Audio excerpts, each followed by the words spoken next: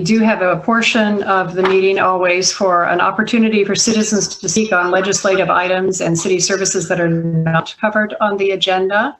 And I see that we have two persons, Mr. Damon Krane and Mr. Justin Holub.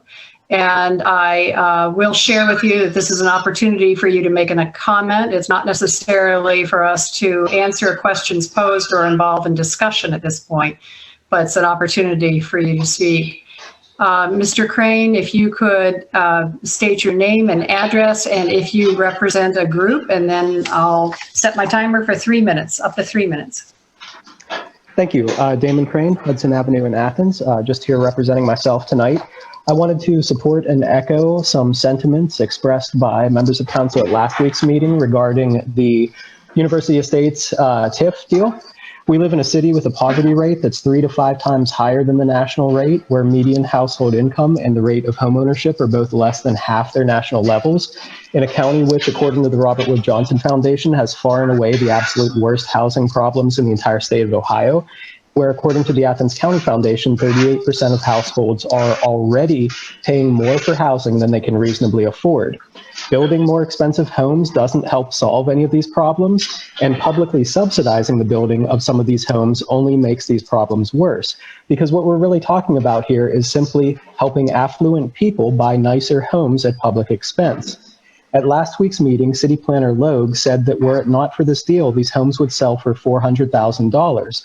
But thanks to this deal, they'll sell for just $240,000. That's a 40% discount for the home buyer, a $160,000 savings. It's a great bargain, but who can afford it? Ever since this deal was first proposed back in 2019, its proponents have been saying that affordable housing is not low-income housing. And last week, Member Fall upped the ante to say affordable housing is not moderate-income housing either. So what exactly is affordable housing? It's not a nebulous concept. According to the U.S. Census Bureau, the Department of Housing and Urban Development, and others, affordable housing is housing, including utilities and taxes, that cost 30% or less of a household's annual gross income. So for one of these $240,000 homes to be affordable, your annual household income should be at least $65,000. That's literally double the median household income in our city. And if you look more closely at income distribution, you find that this deal would benefit only about the top 25% of city households, the most affluent 25% of our community.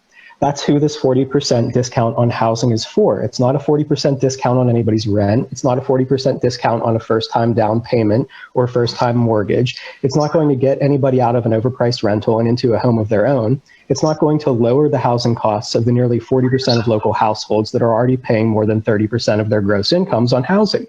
What this deal would do instead is simply enable people who can already afford a $250,000 home to get a nearly $500,000 home instead at nearly half price.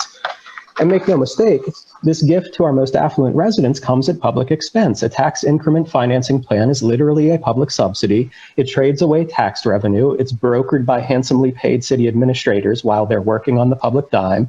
And it comes at the opportunity cost of everything else council could be working on instead.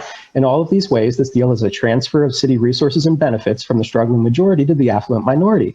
The purpose of an affordable housing commission should be to make housing more affordable for the people who can't afford it, the nearly 40% of our community now paying more than 30% of their gross income on housing.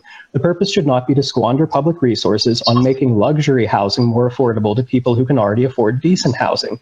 I applaud everyone on council who's begun speaking out against this deal and the backwards orientation of the Affordable Housing Commission that came up with it.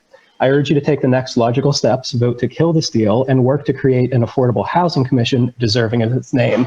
Thank you for your time. Thank you.